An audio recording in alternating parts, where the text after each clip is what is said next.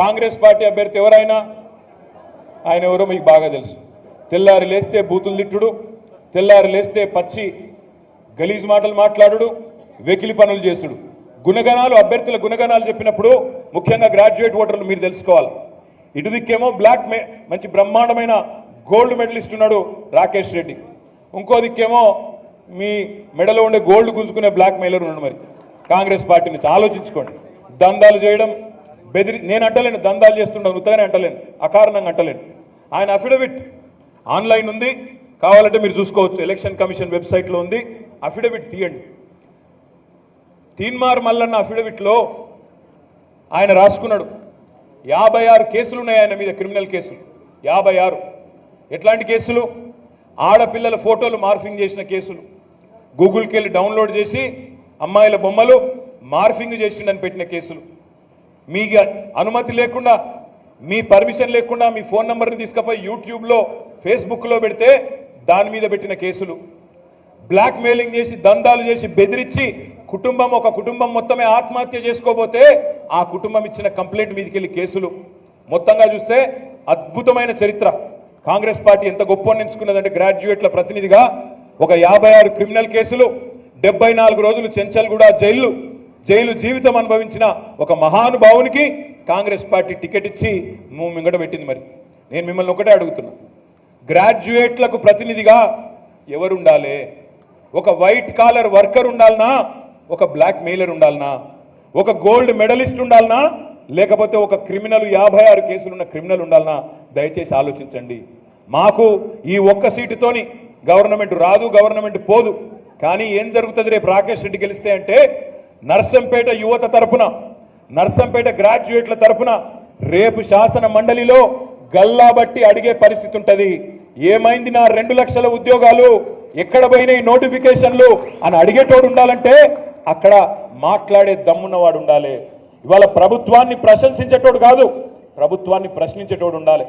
ఇవాళ కావాల్సింది ఇప్పుడున్న పరిస్థితుల్లో ప్రజాస్వామ్యం పరిడవిల్లాలంటే ఉండాల్సింది, అక్కడ నిలవాల్సింది ఇవాళ బాకాలుదే జర్నలిస్టులు కాదు, బాకాలుదే ఎమ్మెల్సీలు కాదు. ప్రభుత్వం బాజా బజాయించేటోళ్ళు ఉండాలి, ప్రభుత్వాన్ని గల్లాబట్టి అడిగేటోళ్ళు ఉండాలి. ఏమైంది మా నిరుద్యోగ భృతి? 4000 ఇస్తా అన్నావు, ఏమైందని అడగాలి. 2 లక్షల ఉద్యోగాలు ఎక్కడ పోయినాయి అని అడగాలి, ఎక్కడ పోయినాయి జాబ్ క్యాలెండర్ అని అడగాల. ప్రభుత్వాన్ని నిలదీసే వాయిస్ కావాలి తప్ప, ఇప్పుడు ధిక్కార స్వరం కావాలి తప్ప అధికార స్వరం కాదు.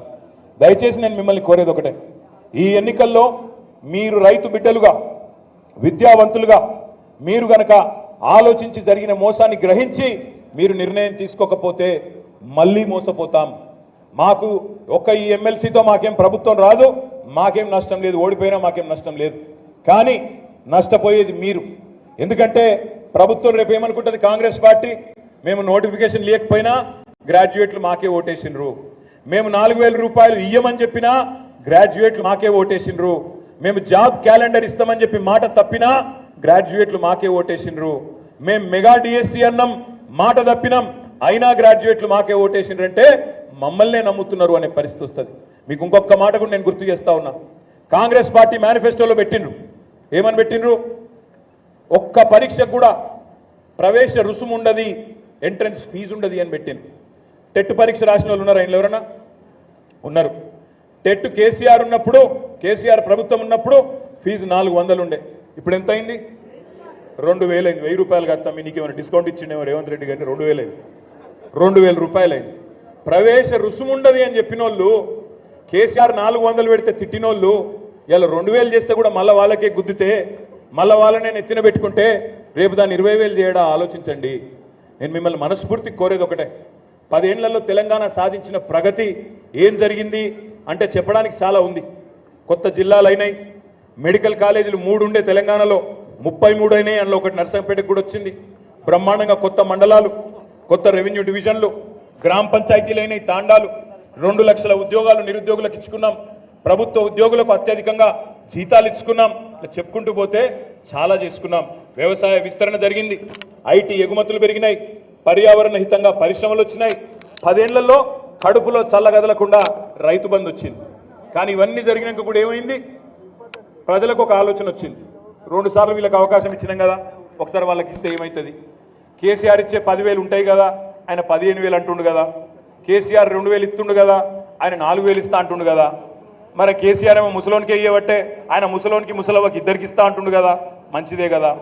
ఆడపిల్లలకు కోడలమ్మ ఉంటే నెలకు 2,500 ఇస్తా అంటుండు కదా, ఇస్తాడేమో చూద్దాం అని చెప్పిండ్రు. మార్పు కోరుకున్నారు, ఓటేసిండ్రు. ఓటేసినాక ఇవాళ 6 నెలల లోపలనే అన్నం ఉడికిందా లేదా తెలుసుకున్నందుకు కుండ లోపల చేయి పెట్టవలసిన అవసరం అయితే లేదు కదా. ఒక్క మెతుకు ముట్టుకుంటే తెలిసిపోతుంది ఈ ప్రభుత్వ మార్కేంది, ఈ ప్రభుత్వ తీరేంది. మీకు ఒకటే ఒక్క ఉదాహరణతో చెప్పేయచ్చు. మీరందరూ రైతు బిడ్డలు. ఎన్నికలకు ముందు ఏమన్నాడు రేవంత్ రెడ్డి? కింటాలకు 500 బోనస్ ఇస్తా అన్నాడు. అన్నాడా? కింటాలకు 500